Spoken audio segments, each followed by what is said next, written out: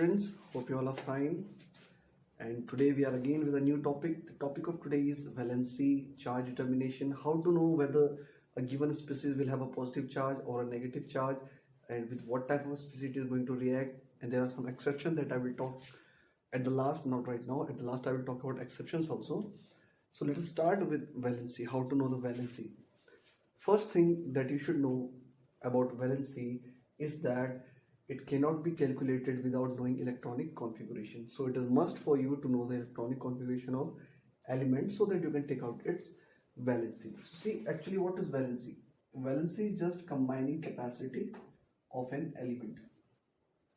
Combining capacity of an element. Now how will you know what is the capacity of a particular element? That is known by the electronic configuration. For example, suppose I talk about chlorine. So as you all know, the atomic number of chlorine is 17. So it will have electronic configuration as 2, 8, 7. Now this number determines what will be the combining capacity. That is determined by this valence electrons. But for this, you have to know one more thing, and that is valency can never be greater than 4. Valency is 4 or less than 4. That you have to keep in your mind. Why? Because if you talk about this chlorine, here it has 7 electrons. So it cannot have 7 as its valency. That you should know. So if valency is going up by 4, then we have to do something that I will tell you. But you have to just keep in your mind that valency is 4 or less than 4. It depends on valence electron. Now let us talk about chlorine again. What will be the valency of chlorine? See, in the previous video we talked about stability. So 7 can become stable by adding 1 electron, and plus means negative charge. Remember that adding electron means it will acquire negative charge. So here how many negative charge it will have? Only 1. So chlorine is written as Cl minus 1. This is the charge. How you are going to calculate the charge? This is the method. Okay. The chlorine will have minus 1 charge. Now how we got to know it? Because it is adding 1 electron. Addition, negative charge. Donation, positive charge. How much charge? That depends on this number. Chlorine added only 1 electron, so I wrote it as chlorine minus 1.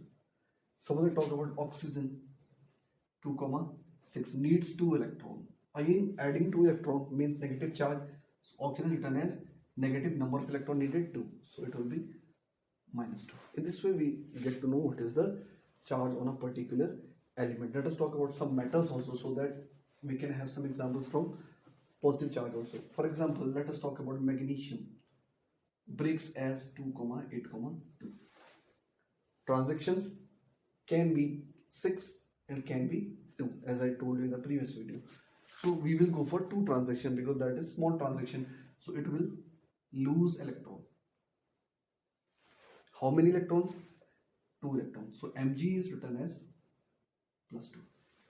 So the charge of magnesium is plus 2.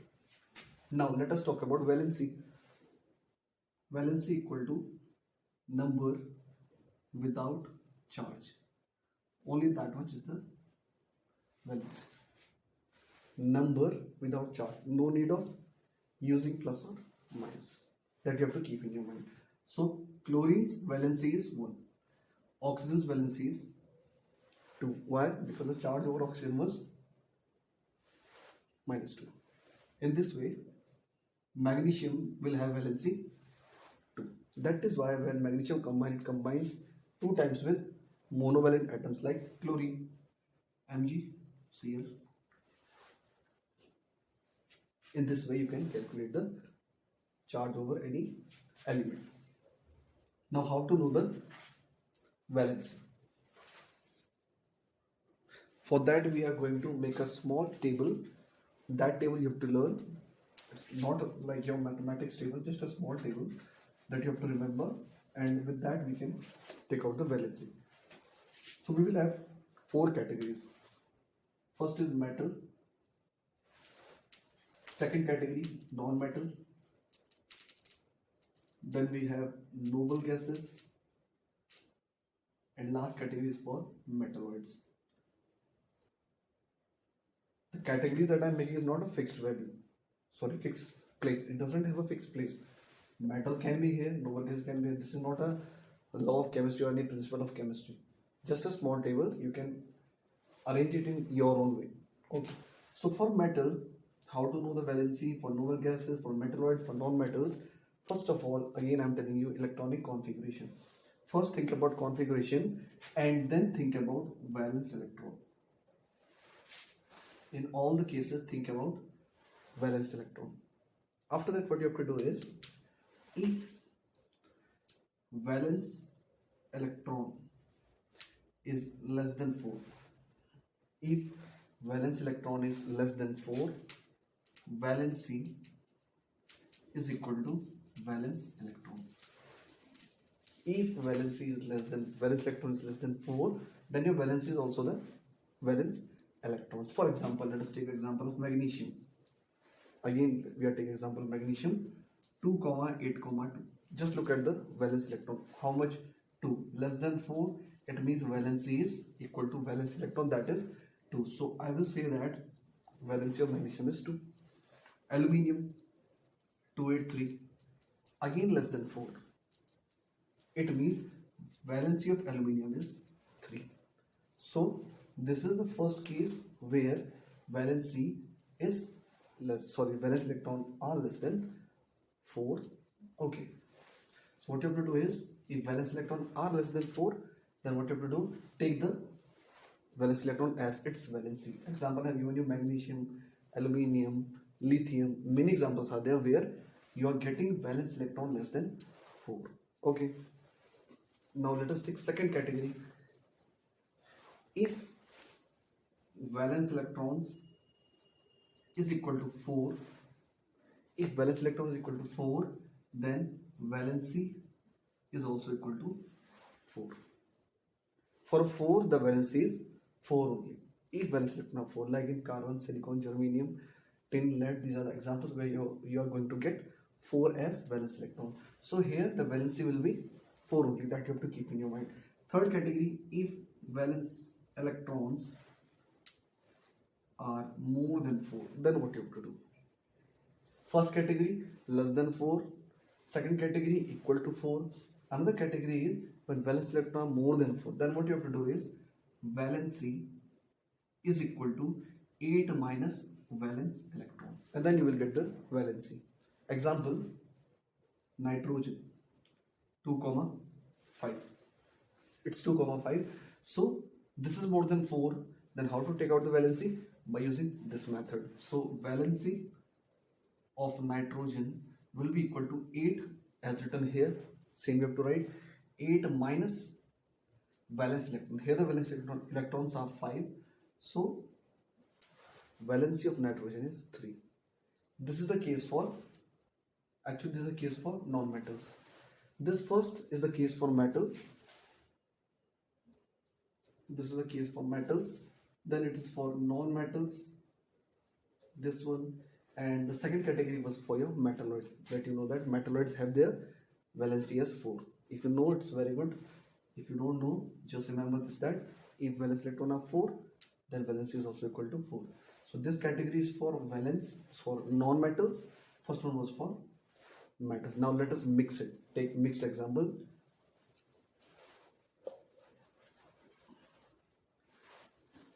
See, why we are not discussing about noble gases? Because noble gases have valencies. You know that they do not combine. Go to the theoretical definition of valency. It says that valency is the combining capacity of an element, but noble gases do not combine. So without using any formula, no need to use any formula, no tricks, nothing. Noble gases valency is 0 because they don't combine. So that's why I didn't discuss about noble gases. For metals, valence electron. For non-metals, 8 minus valence electron. For metalloid, answer is 4 only. Okay. Now let us take some examples. I hope you will do it before me. So let us take the valency of, suppose, phosphorus.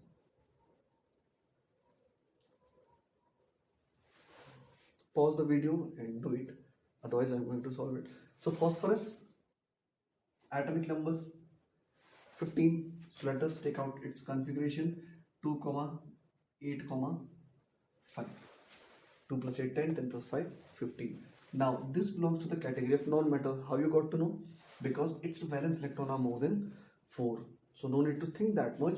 It belongs to the category of non-metal. In the previous video I told you 5 6 7 is the category for non-metals. So here what I have to do, I want to take out its valency. So I will use the formula valency is equal to 8 minus valence electron. Now check the valence electron of phosphorus 5. So 8 minus 5, it is equal to 3. Actually valency is 3. It will be 3. Why? The previous taken example was for nitrogen. So nitrogen, phosphorus, arsenic, antimony, bismuth. These are the elements of the same family. So they will have their valency 3 only. Same valency. Okay, let's take one more example. Let us take the example of calcium. I'm taking the example of calcium. So atomic number of calcium 20. Let us take out its configuration 2 comma 8 comma 8 comma 2. Now here the valence electrons are less than 4. So what you have to do is valency is equal to valence electron. So simply the valency will be 2. That is why calcium makes its hydride like this, CaH2. Calcium combines with chlorine like CaCl2. Why? Capacity is 2 types. CaH, H. First capacity, second capacity. In that way you can think Cl, Cl. So in this way you can take out its valency. Okay. So try some questions by yourself. Silicon. Then you can take out of hydrogen, boron, sulfur, potassium. Try to solve it, pause the video and try to take out its answer. One by one I will solve it. Let's talk about silicon. First question that was given to you. Silicon. So it is 2 comma 8 comma 4. What is the atomic number of silicon? So 4 valence electron. I told you for 4 answer will be valence equal to 4. Second example was for hydrogen. Only 1 electron, so it is its valence electron only. Since there is no other shell, so this is its valence electron 1. So valency equals to valence electron, so the answer is 1 only because it is less than 4. Boron, hydrogen, helium, lithium, beryllium, boron 5. So 2 comma 3. Again less than 4. So what we have to do is valency equals to 3 only. Again the case of an element having its valence electron less than 4. Sulfur 16, 2 comma 8 comma 6. 2 comma 8 comma 6. Here it's more than 4. So valency is equal to 8 minus valence electron is 6. So the answer is 2. So the valency of sulfur is 2. Last was potassium. 2 comma 8 comma 8 comma 1. Atomic number is 19. Again case where valence electron is less than 4. So here also the valency will be equal to valence electron, that is 1. So these were some of the simple examples from which you can easily understand how to calculate valency. And again I told you, what about charge? If you are not subtracting any valency, any valence electron, then provide it positive charge. If you are doing like this, then you have to give negative charge. So from here, without doing any calculation or something, without focusing that much, what you have to check is, you have to check whether you have done any calculation. Calculation means whether you have subtracted or not. If you have subtracted somewhere, give it minus charge. If you haven't subtracted, give it positive charge. But the case depends for metalloids. For metalloids, the cases are different. You cannot assign positive or negative charge. For example, here it's silicon, so you cannot assign +4 or -4. Why? Because it depends which type of species is near to silicon. Suppose silicon is reacting with X. Silicon is going to have a reaction with an element X. Now what it will do, whether it will donate electron or it will accept electron, that depends on the electronegativity of reacting species. That you have to keep in your mind. If X is more electronegative, then silicon will donate electron. If X is electropositive, then silicon will take electrons. In that way you can think, okay, so we cannot say whether silicon will have a positive charge or a negative charge, or any other metalloid will have positive or negative charge. Simply we cannot assign any charge to metalloids. Why? Because it depends on the reacting species, whether the reacting species is more electronegative or less electronegative. It depends on that. For example, you can see the example of CH4. So here hydrogen is electropositive, so it can give electron, but the case is different for CCl4. Here also carbon, here also carbon. So we cannot predict what will be the polarity of metalloids without checking what is the reacting species, which type of element is reacting with silicon. But for other cases, simply see whether you are subtracting or not. If you are subtracting, suppose here you are subtracting for sulfur, so S minus 2. In this way you can write. For potassium, K plus 1. In this way you can write.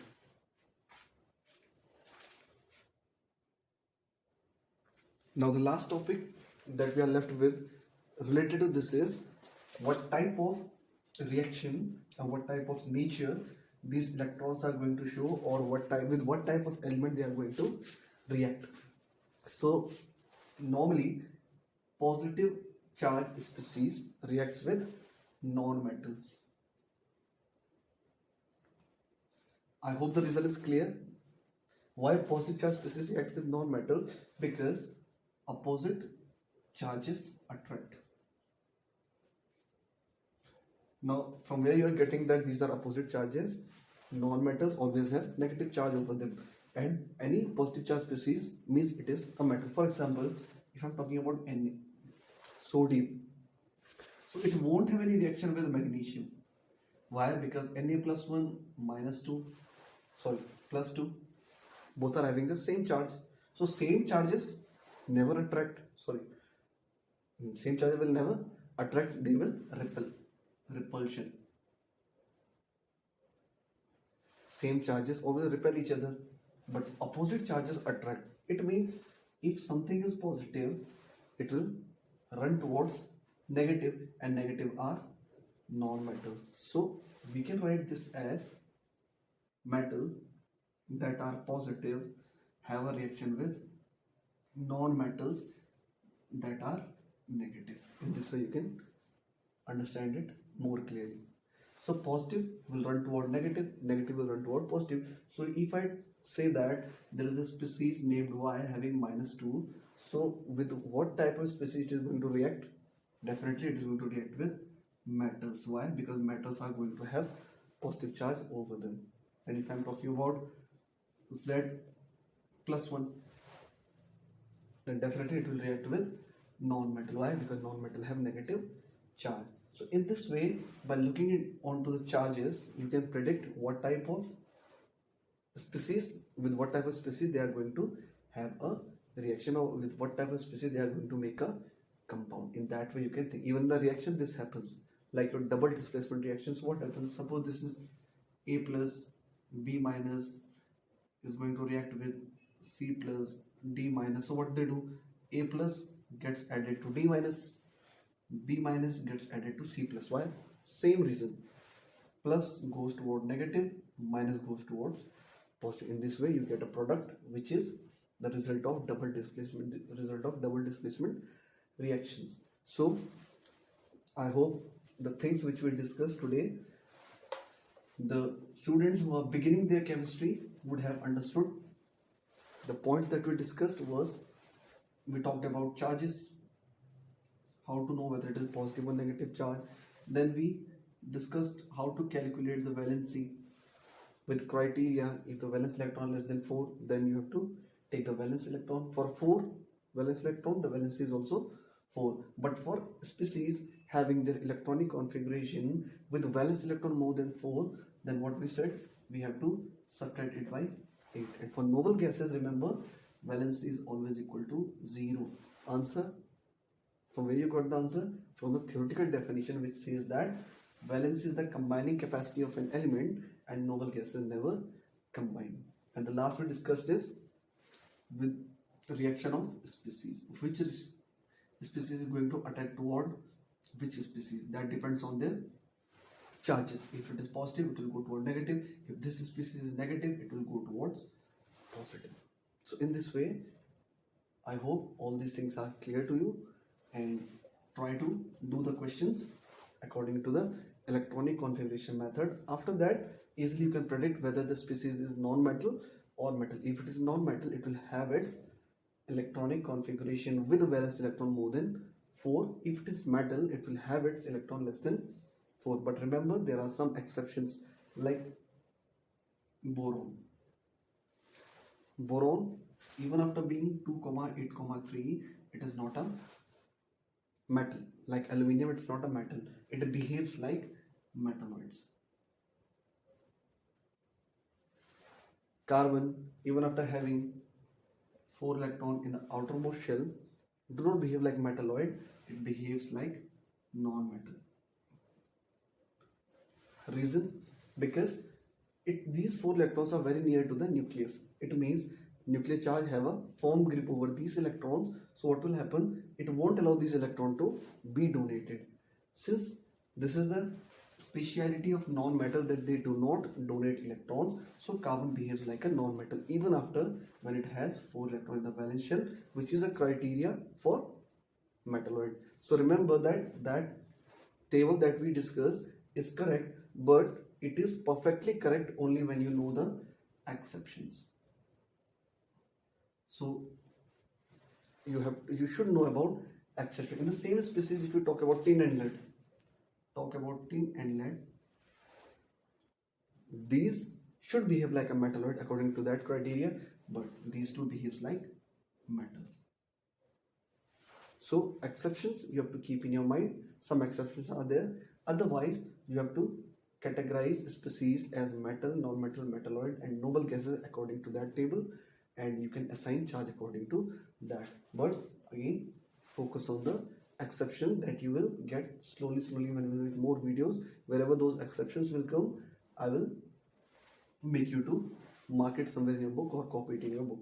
So till then, remember these exceptions, and this is the most asked question regarding boron, which out of these species is a metalloid. There will be many elements given to you, or if it's a MCQ, 4 elements will be given, and according to the configuration you will think that